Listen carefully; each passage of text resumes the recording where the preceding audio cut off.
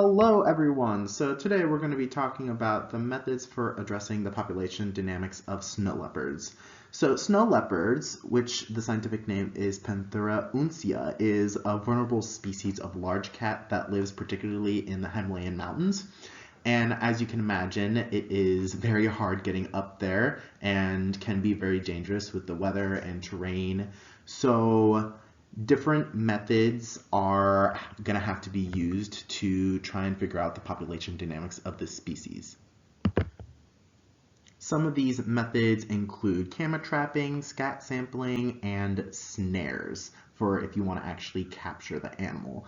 The other two are a little less invasive than snares, but multiple are used by researchers to get the specific data that they need.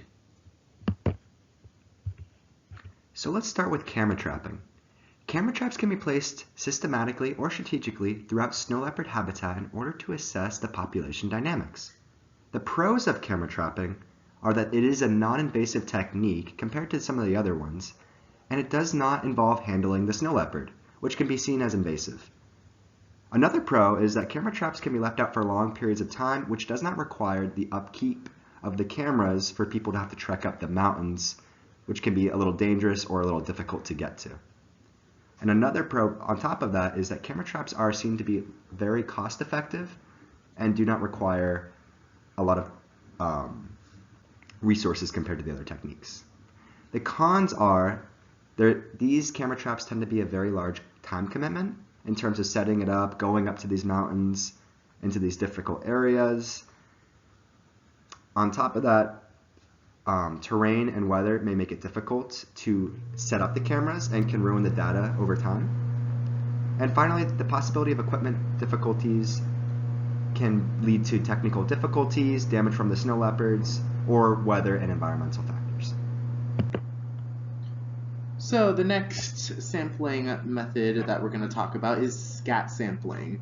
So again, as we said, snow leopards live on the Himalayan mountains, which are very dangerous and very bad weather and terrain. So scat sampling can be very helpful because we can use the DNA to answer questions about the population dynamics. And dogs have even been used to find scat more efficiently because they can smell it out and help us find it. So some of the pros of this sampling method is that it is considered non-invasive, just like camera trapping, because there's no direct handling of the species. You just got to go and find the poop. And it is very cost effective because you don't need any specific equipment, you don't need any specific sampling method. It's more of just go and find it. And it does also offer a large amount of DNA data, so it can tell us who's related, what individuals are in what area, and just identification, really. Some of the cons of this sampling method, however, is the process of collecting the scat is very time consuming. You know, Himalayan mountains are a very large area of land, so trying to find specific scat samples can be very time consuming since you have to hike a lot. And also there are certain factors that impact the quality of the scat samples. So weather and the rate in which the scat decays all impact the quality and can impact the results that you want from the DNA. And also this technique can be misunderstood with other species of scat such as red fox. So sometimes scats between these two species are misidentified, and a lot of times they are misidentified. The final method is snares. Since snow leopards tend to be very elusive and very difficult to get to, they are very reluctant to go into simple traps like box traps. So snares are very commonly used to trap snow leopards, and it makes it possible to attach the tracking collars on them in the first place. But there needs to be special considerations on where to place the snares and what the configuration it puts on is like. So to get into it, the pros of snare traps are that it's a very reliable trap in order to catch snow leopards, and it's very cost effective, especially when you compare it to like various live traps or camera trappings. Snare traps can also cover very large spans and multiple areas at one time, in case you were wanting to go for multiple species, or if you wanted to go for various paths that one single snow leopard could be on. But now there are multiple cons. This tends to be a very invasive technique, and when triggered, it can cause injury to the snow leopard or the researcher.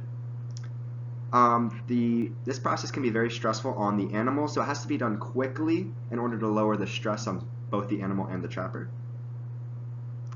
There are negative side effects that can be on the anesthesia that is used for sedation while tagging said species.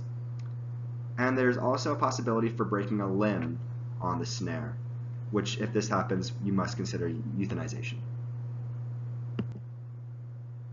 So with all these three methods being considered, we have concluded that scat sampling is probably going to be the best method. However, if you want the most accurate data of population dynamics and the most accurate data possible for whatever research design you're trying to complete, the best overall thing to do is use multiple methods.